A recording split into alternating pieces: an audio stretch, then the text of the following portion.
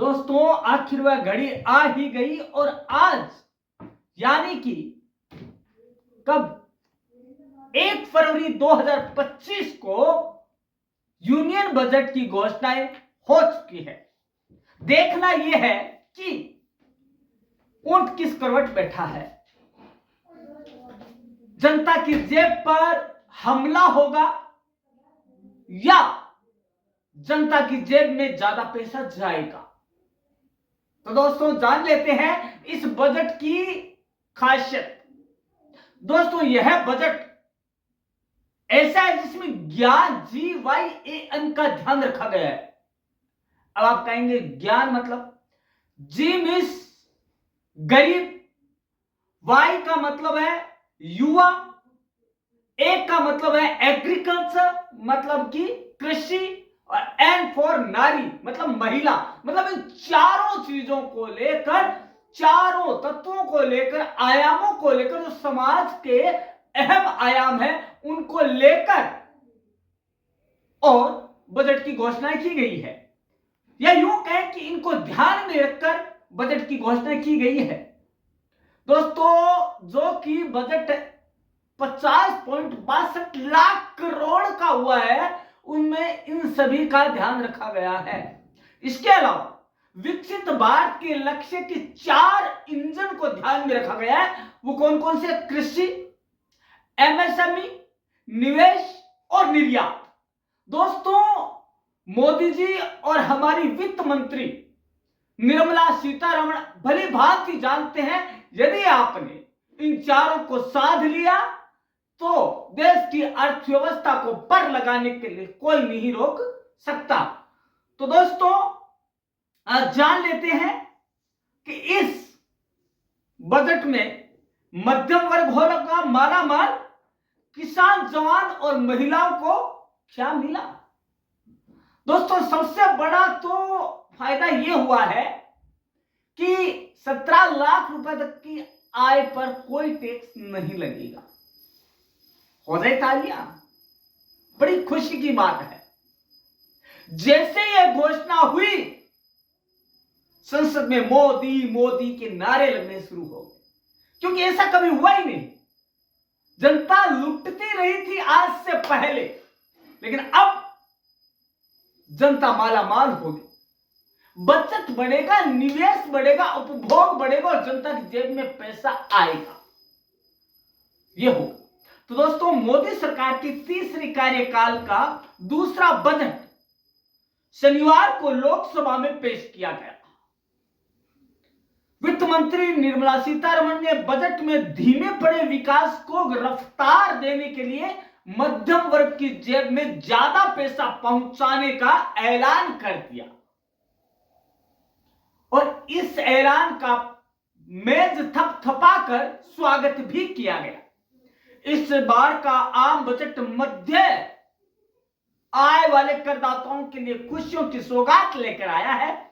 Budget में आयकर छूट की सीमा बढ़ाए जाने के बाद मध्यम वर्ग में खुशी की लहर है। बजट में नए आयकर बिल की घोषणा की गई है, जिसमें कि सीधे सीधे तो है 12 लाख तक की आय वाले वेतन भोगी करदाताओं को अब कोई टैक्स नहीं देना, और भी कुछ छूटें करके 12,75,000 रुपए तक की आय पर कोई टैक्स नहीं देना है। मतलब कि इतना पैसा वो बचा सकता है अपना उपभोग करने के लिए, अपनी लाइफ को अच्छी तरह से जीने के लिए। दोस्तों एक चीज और, टीडीएस सीमा को मौजूदा 50,000 रुपए से बढ़ाकर 1 लाख रुपए कर दी गई है। इसके अलावा मकान मालिकों को बड़ी राहत दी गई है। क्या दी गई है? इस बार के बजट में मकान मालिकों के लिए एक महत्वपूर्ण कदम उठाया गया है। खुद के इस्तेमाल वाले घरों पर टैक्स छूट के नियमों में बदलाव किया गया है। खास तौर से जिनके पास 2 मकान है, अब करदाता 2 घरों को सेल्फ ऑक्यूपाइड दिखाकर टैक्स छूट का लाभ ले सकेंगे, जबकि पहले यह सुविधा सिर्फ एक घर के लिए थी। अब यह है कि किराए की आय है तो 6 लाख रुपए तक कि किराए की आयकर मुक्त है, जिसका लाभ मकान मालिक और किराएदार दोनों को मिलेगा। इसके अलावा टीडीएस की सीमा बढ़ी है। दोस्तों, इसके अलावा टैक्सेशन में सुधार का प्रयास किया गया है। एफडी कराने वालों को फायदा है, अब 50,000 रुपए पर लगेगा टीडीएस। दोस्तों, पहले 40,000 पर काटा जाता था टीडीएस, अब 50,000 रुपए या उससे अधिक की ब्याज पर ही काटा जाएगा टीडीएस। स्वामी फंड 2:15 करोड़ रुपए से पूरा होगा अटके हुए 1 लाख घरों का निर्माण। सरकार ने अटकी हुई आवासीय परियोजनाओं में 1 लाख घरों का निर्माण पूरा करने के लिए 15,000 करोड़ रुपए के स्वामी कोष 2 की घोषणा की है। इसका उद्देश्य उन घर खरीदारों को राहत प्रदान करना है जिनका की निवेश अटका हुआ है। और अब है आगे की। आपके मन में होगा कि अन्नदाता का क्या हुआ? दोस्तों, किसान होंगे धन धान्य से धनवान, कर संवारेगा खेती। अब यह है दोस्तों, सरकार ने इस बजट में भी कमजोर किसानों का हाथ पकड़े रखा है और उनको यह विश्वास दिलाया है कि यह आम जन की सरकार राम राज्य लाने के लिए किसानों के साथ है। और दोस्तों, किसान क्रेडिट कार्ड पर लोन का दायरा 3 लाख रुपए से बढ़ाकर 5 लाख रुपए कर दिया गया है। इससे उन किसानों को फायदा मिलेगा जो कि किसानों, मछुआरों, डेयरी से जुड़े हुए 7.7 करोड़ लोगों को फायदा मिलने वाला है। और दोस्तों, इसका सीधा असर जो क्रेडिट कार्ड वाला सिस्टम है, इससे खेती पर सीधा असर पड़ेगा और वो न्यूनतम दर के ब्याज पर उनको लोन मिलेगा। अब बात आती है उन्नत किस्म के बीजों के लिए मिशन का संचालन। अब उन्नत किस्म के बीजों पर भी सब्सिडी दी जाएगी। किसान यदि उन्नत बीज खरीद कर खेती करना चाहते हैं तो उनको उस पर भी सब्सिडी दी जाएगी। छोटे किसानों को भी फायदा होगा, मुफ्त में उर्वरक दिए जाएंगे। छोटे और जो मध्यम किसान है उनको कृषि उपकरण जैसे ट्रैक्टर, पंप और अन्य चीजों पर सब्सिडी मिलेगी। मत्स्य उद्योग को ऊंचा उठाने के लिए विशेष आर्थिक क्षेत्र का गठन किया गया है, जिसे SEZ नाम दिया गया है, उसका गठन किया जाएगा। अब बात आती है शिक्षा की। ग्रामीण क्षेत्रों के माध्यमिक स्कूल जुड़ेंगे इंटरनेट से और छात्रों को इसका सीधा फायदा मिलेगा। दोस्तों, प्रतिभाएं गांव में भी है, जरूरत है तो उन्हें संवारने की, और इस बजट में ग्रामीण प्रतिभा को संवारने का, निखारने का प्रयास बखूबी किया गया है। अब बात करते हैं क्या किया गया है। दोस्तों, 5 नए IIT में बीटेक की बढ़ेगी सीटें। कितनी? 6,500 सीटें बढ़ेगी। देश में इंजीनियरिंग शिक्षा को बढ़ावा देने और स्टार्टअप को बूस्ट करने के लिए 5 नए IIT के UG प्रोग्राम खोले जाएंगे, जिसमें 6500 सीटें बढ़ेगी। ग्रामीण क्षेत्रों के सरकारी माध्यमिक स्कूलों के जो कंप्यूटर है उनको ब्रॉडबैंड कनेक्टिविटी से जोड़ा जाएगा। स्कूलों में इंटरनेट होने से प्रयोगशालाएं देश के विभिन्न IIT समेत रिसर्च संस्थानों से जुड़ पाएगी। और यह पहला मौका है जब एक साथ IIT या किसी उच्च शिक्षण संस्था में इतनी बड़ी संख्या में सीटें बढ़ाई गई है। और दोस्तों, पिछले 10 वर्षों में 23 IIT में छात्रों की कुल संख्या 65,000 से 100% बढ़कर 1.35 लाख हो चुकी है। अब है युवाओं को साधने का। दोस्तों, युवाओं को साधने के लिए 5 स्किल एक्सीलेंट सेंटर खोले गए हैं। देश में 5 नए स्किल एक्सीलेंट सेंटर खोले जाएंगे। इसमें make for India, make for world theme पर विनिर्माण के लिए युवाओं को कौशल से लवरेज किया जाएगा और वैश्विक विशेषज्ञता और भागीदारी के साथ उनके साथ काम किया जाएगा। इस साझेदारी में जो आपका सिलेबस डिजाइन, इसके अलावा उनको ट्रेनिंग और स्किल डेवलपमेंट ये टाइम फ्रेम में रखकर किया जाएगा। जो टाइम तय किया गया है उसी टाइम फ्रेम में रखकर ये काम किए जाएंगे। आईआईटी को 11,349 करोड़ रुपए दिए गए हैं और यह पिछली बार से लगभग 10% ज्यादा है। और डीम्ड यूनिवर्सिटियों के लिए 1.34% और आईआईएम के बजट में 18.70 की बढ़ोतरी की गई है, जो कि युवाओं के लिए बहुत ही उम्दा साबित होने वाला है। अब टेक्नोलॉजी को बढ़ावा देने के लिए, क्योंकि स्कूल वह पायदान है जहां से निकलकर बच्चा निखरता है या बिखरता है, तो दोस्तों ने निखारने के लिए स्कूलों में 50,000 अटल टिंकरिंग लैब शुरू करने की घोषणा की गई है। बच्चों में जिज्ञासा और इनोवेशन की भावना उत्पन्न करने और वैज्ञानिक सोच को और उसके दायरे को बढ़ावा देने के लिए अगले 5 वर्षों में सरकारी स्कूलों में 50,000 अटल टिंकरिंग लैब स्थापित किए जाएंगे। देश भर के स्कूलों में लगभग 8,706 टिंकरिंग लैब अभी भी संचालित है। एक चीज और जो भारतीय स्टूडेंट्स की होने वाली है वो है भारतीय भाषाओं की पुस्तकें है वो डिजिटल रूप में मिलेगी। 22 भाषाओं में उनका डिजिटलीकरण होने जा रहा है। इसके अलावा दोस्तों स्कूली शिक्षा में 7% की वृद्धि, उच्च शिक्षा में 5.16% और स्कूली शिक्षा में करीब 7% की बढ़ोतरी हुई है। दोस्तों जो ये बजट है उसमें केंद्रीय विश्वविद्यालयों के लिए 4.7 लाख % बढ़ोतरी की गई है और यह इस साल 16,691.31 करोड़ रुपए है, जो कि पिछली बार 763 करोड़ रुपए ही थे। दोस्तों और यूजीसी के बजट में भी 33.44% की बढ़ोतरी हुई है। यह उच्च शिक्षा के जो व्यू है वित्त मंत्री के वो साफ नजर आते हैं कि वो उच्च शिक्षा में कितना नवीनीकरण लाना चाहती है। अब बात आती है रिसर्च एंड डेवलपमेंट R&D को क्या मिला। दोस्तों शोध के लिए 20,000 करोड़ 10,000 छात्रों को फेलोशिप के रूप में दिए जाएंगे। इसके अलावा 75,000 MBBS व स्नातकोत्तर सीट जोड़ने का लक्ष्य रखा गया है। दोस्तों देश में डॉक्टरों की कमी को दूर करने के लिए अगले 5 वर्षों में 75,000 नई MBBS व जो स्नातकोत्तर PG सीट जोड़ने का लक्ष्य रखा गया है।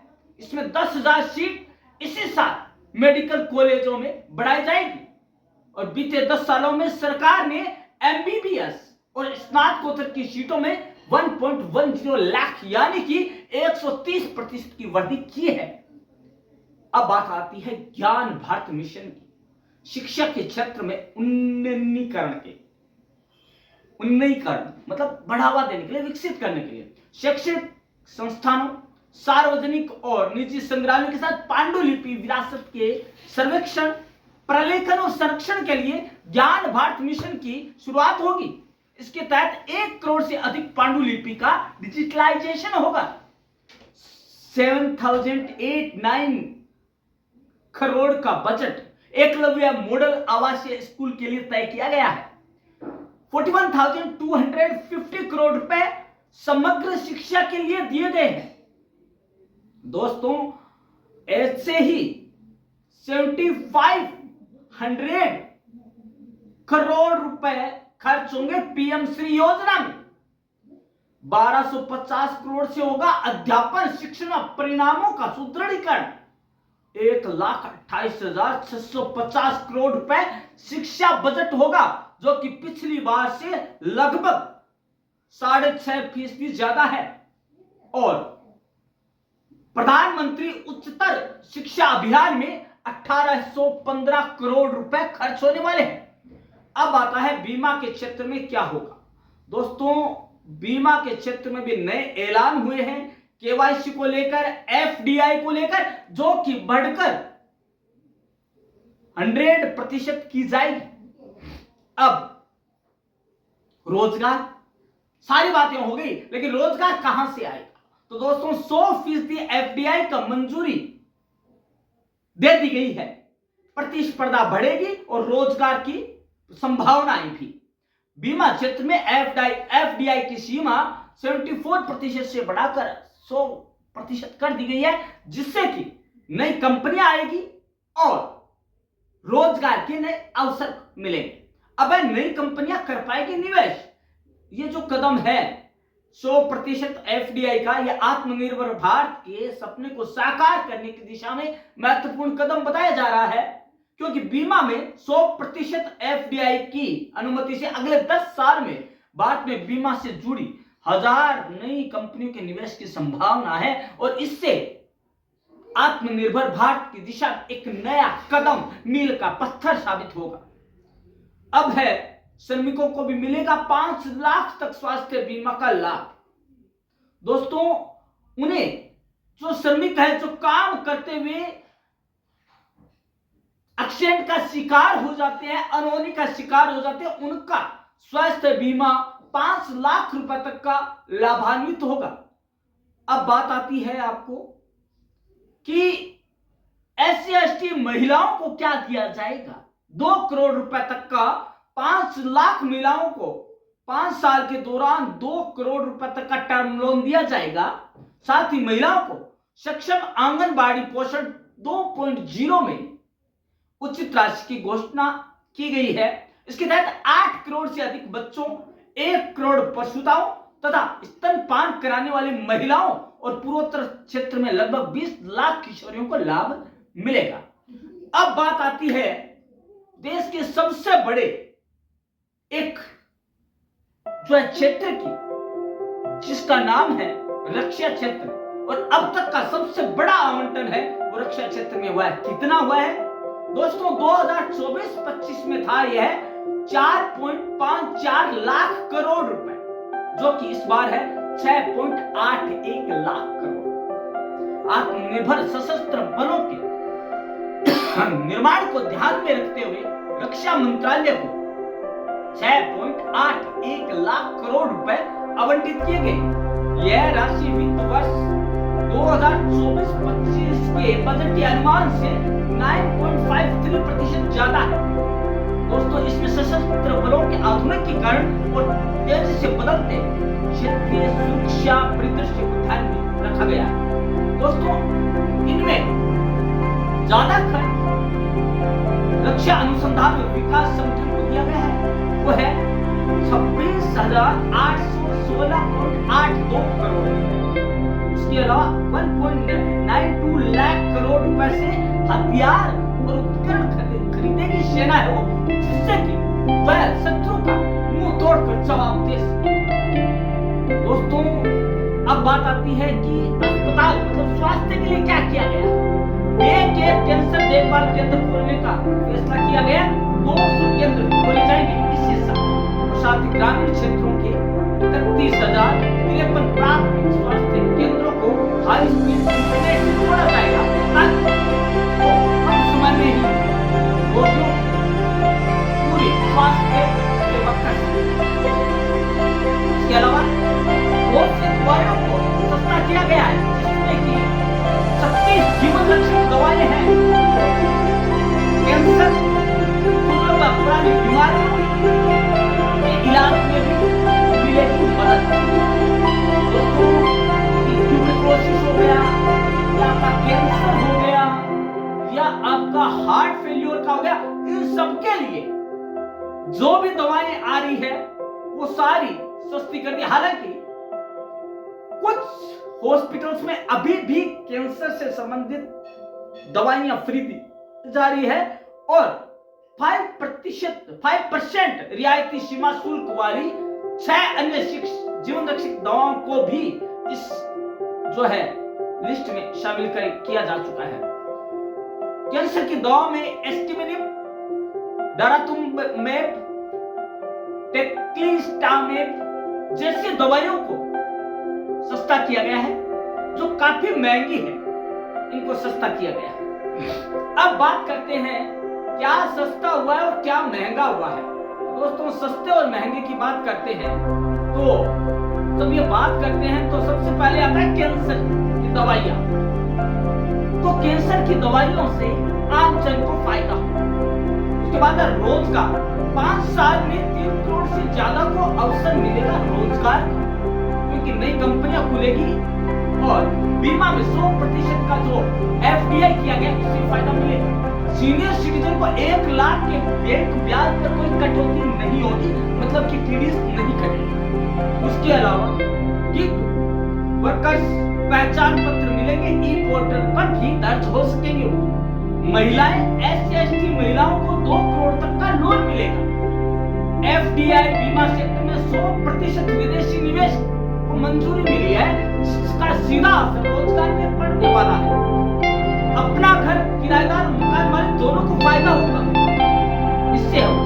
इसके अलावा स्टूडेंट्स मेडिकल इंजीनियरिंग में 82,000 से ज्यादा सीटें आवंटित की जाती। स्टार्टअप 10,000 करोड़ का फंड, 5 साल तक बढ़ाया गया लोन और इतना 10,000 करोड़ रुपए का फंड मेक इन इंडिया करने के लिए किया गया है। ईवी बैटरी निर्माण सामग्री पर कस्टम ड्यूटी खत्म कर दी गई है, जिससे कि भारत मेक इन इंडिया में आगे बढ़ सके। किसान सब्सिडी वाले कार्ड पर 5 लाख तक का कर्ज मिल सके और 2% तक सब्सिडी मिलेगी ब्याज पर। इसके अलावा ज्यादा कमाई पर बचत 1 करोड़ वालों को 1.25 लाख बढ़ेंगे उनके, क्योंकि उनकी आय बढ़ेगी, क्योंकि उन्हें टैक्स कम देना पड़ेगा। तो ये तो बातें थी। अब ये जानना जरूरी है कि सस्ता क्या हुआ है और महंगा क्या हुआ है। तो दोस्तों, सस्ते में मेडिकल उपकरण सस्ते हुए हैं। उसके अलावा देश में बने कपड़े, मोबाइल फोन की बैटरी, लेदर के जैकेट, जूते, बेल्ट, पर्स। इसके अलावा ईवी वाहन, इलेक्ट्रिकल वाहन, एलईडी टीवी, हैंडलूम वाले कपड़े, जिससे कि खादी को बढ़ावा मिल सके। आयातित सफेद मार्बल, व्हाइट मार्बल जो है उसको भी सस्ता किया गया है। और महंगा क्या हुआ है, देखिए, सोलर सेल, इसके अलावा आयातित जूते, smart meter, display panel, smart white display, आयातित जहाज, aeroplane, PVC seat, flex banner और आयातित कपड़े, जो कि बुने हुए कपड़े होते हैं, वो उनको सबको महंगा किया गया है। अब खासियत देख लेते हैं क्या है, बजट की प्रमुख बातें क्या है, उनको जानकर। दोस्तों, यदि हम कुछ शब्दों में बजट की विशेषताएं देखें तो जाते जाते हम बात करेंगे हमने क्या खोया और क्या पाया है। लेकिन दोस्तों, ये बजट देखकर तो ये लगता है कि हमने पाया ही है, खाया खोया कुछ नहीं, मिला ही मिला। वो है किसानों के लिए प्रधानमंत्री धन धान्य योजना का ऐलान किया गया, जिसके तहत किसानों को लोन मिलेगा और 2% की ब्याज की सब्सिडी भी बढ़ा दी गई है, 2% से 4% कर दी गई है। इसके अलावा क्रेडिट कार्ड कर्ज की लिमिट 5 लाख रुपए कर दी गई है। इसके अलावा बिहार में मखाना बोर्ड की घोषणा की गई है, क्योंकि वहां पे मखाना बहुत ज्यादा होता है और उसकी बोर्ड की स्थापना की बात की है, ताकि उन्हें अपनी कृषि का पूरा मूल्य मिल सके। उसके बाद पहली बार महिला 2 करोड़ का टर्म लोन मिलेगा, जो कि सबसे ज्यादा है आज तक के बजट का। स्टार्टअप के लिए 10,000 करोड़ के फंड की घोषणा की गई है।